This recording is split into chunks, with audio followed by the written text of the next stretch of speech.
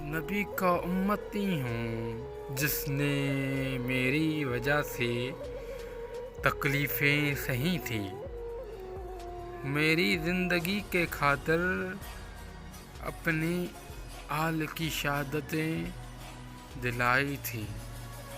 پر کیا کریں، ہمیں تو صرف گناہوں میں ہی مزہ آتا ہے۔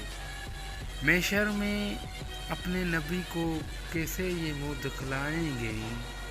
یہ تو بتاؤ، جب کوئی توہین رسالت کرتا ہے تو ہر کوئی آواز اٹھاتا ہے، پر جب ہم کھلے سرعام گناہ کرتے ہیں تو یہ کیا توہین رسالت نہیں کہلاتی ہے؟